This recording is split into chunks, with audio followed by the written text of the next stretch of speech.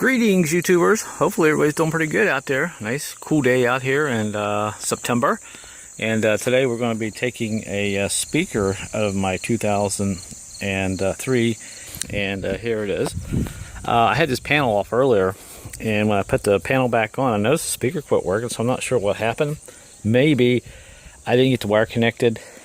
But regardless, I'm going to go ahead and pull this panel off, and I'm going to show you how to take the speaker out. Pretty easy to do if you need to do any speaker in your vehicle on this 2003 Ford Explorer, especially from 2002 all the way up to 2005. The process is pretty much the same. So let's get with it here. The tools you'll need a little straight screwdriver, and you'll need a little tiny socket set. This is a 4mm up to about a 10mm, I believe, and some of these bolts are pretty small. Not a lot of them to take out, but there are a few. So first thing we got to do, get her bottom, get these little guys out of the bottom here out. I don't have my power tool, so you'll have to kind of bear with me here as I take these out. And I'll try to make it as fast as I can, because I know you have things to do, places to go. So we'll go ahead and pull this one out. And these here, I believe, on the socket that I'm using, it turns out to be a 7mm. Some of these are 5.5 and 6.5, so you'll just have to grab a socket and kind of see which one works best for you. And take this one out. I'm doing this with one hand and holding the camera in the other with my cell phone. I lost one of my SD cards with some of the videos that I'd shot last few days on. I'm going to have to try to find it, but I figured I'd just shoot this on my cell phone today. I probably won't lose my cell phone, but it happens. I'll find it eventually. So we got to pop this guy here off. This is your handle cover, and you got to get in here and kind of work your screwdriver in here and pull this out, and as you do, it eventually will come out. And you got these little clips on the back that kind of sit in here like this. So you don't want to pull on this end, you want to pull out on the front right here, because these have these little clips and they're designed to pull out on the front. So we'll set that off the side. Next thing we got to do is go ahead and pull this cover off for the switches here. Now, this can be a little tricky. I'll probably have to use both hands. We'll see what we can do here. I may have to set the camera down briefly because I had to last time. Well, maybe not. So the whole idea here is you got to lift up a little bit and kind of pull back and pull up. You don't want to pry back here because you'll break this clip off. And when you do, this will never settle in here nice and smooth like it has.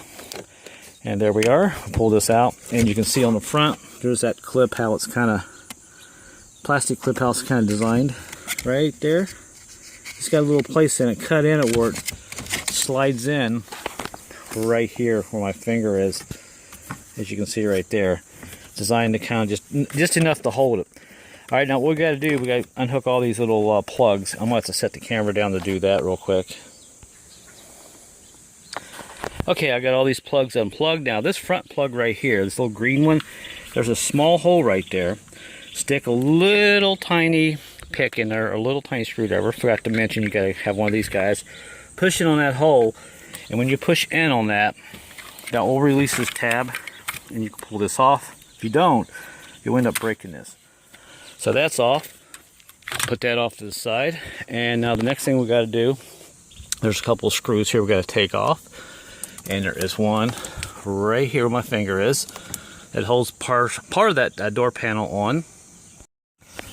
Alright, so we'll use the same socket, and we'll pull this. We'll take this little screw out. And this is the same socket that I've been using, and it's a 7mm. I'll see if I can get my finger here and grab it without losing it. And we'll get this out. And this holds the panel on. It's just a secure screw that makes it a little more sturdy right here. And at this point, what we have to do is kind of grab the handle like this. We'll hold the camera back a little bit and just simply pull up on it. When you do pull up on it, don't let the panel fall down, because there's a couple of wires behind here that we still have to unhook, and you don't want to break those. So here we go. 1, 2, 3. Just give it a nice little tug up and kind of hold it. Okay, and pull back. And now you see the other wire we have to unhook here. There's actually two. I'll just drop it down just a little bit. And one of the plugs are right here. I don't know if I'm going to be able to do this and hold it at the same time the camera. Let's see. Probably not. Oh, okay, we got one. Luckily, I've got some long fingernails. Now, this one here is your mirror. I will have to set the camera down because I do not want to break that.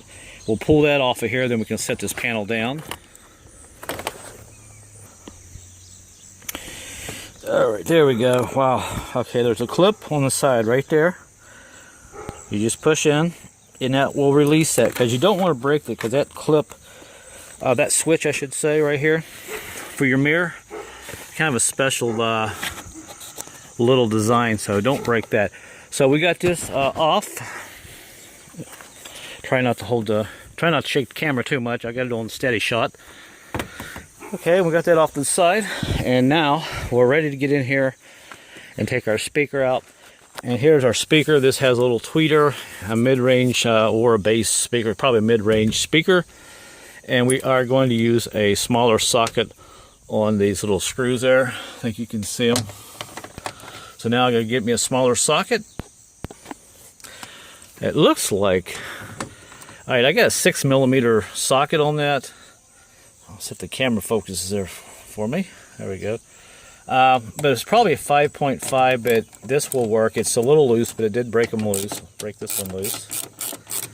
And we'll break that one loose. And one more. And we'll go ahead and pull these out of here real quick. Take that one out. This one out. And let me stand up here a little bit. Take this one out. And one more on the bottom here. 4 of these. Get them out. And be careful, because when you take the last one out, the speaker might try to drop out. And we'll pull it out. And there it is. There is our speaker. And alright, well, it is hooked up. So what I will do here is play around here for a minute. Plug it in and unplug it and see if I can get it working. Okay, I got it working. I unplugged the plug. I took a screwdriver and cleaned those off real good. There's little prongs there. And slightly bent them a little bit because they were pretty corroded. And here is the plug for the speaker. And it seems to be okay. I don't see any major issues with it. So I'll go ahead and plug this back up real quick. Through the magic of my knee. We'll drop this back on her like this. And the way you release this is you just push on this tab right there and it'll release the speaker. So we'll push it back in there. And you can see it's working now. I have it on a AM talk station. I don't want to get sued over royalty rights or something. But your silence is aiding and abetting. So it's working. Great. That means I don't have to spend any money on a speaker. And if this happens to you, my advice is pull your speaker out first. Pull this plug off, because I see this a lot on vehicles, especially with speakers in the door. You can get some corrosion building up on your speaker here where the connectors are. As you got to remember, water still gets down in here and you can have issues with these corroding up. If I hold it in the light, you can see that plug right there, how it's kind of designed. And you can get corrosion on there and so forth, but I cleaned that off and it seems to be working pretty good. So all I have to do now is put this back together and my job is done. But that is how you take out a speaker out of a 2002 to 2005. So thanks for watching, everybody. I'll go ahead and stick this back together and continue with my day, and hopefully you will too. And I hope your day is a good one. Until my next project or video, I will see you then. Thanks for watching, and I've just about got 5,000 subscribers, so thanks to each and every one of you for making that possible. Never thought I'd get that many, but it's kind of nice. I'm glad I'm here to be able to help you out. So thanks, and I'll see you guys later in my next video.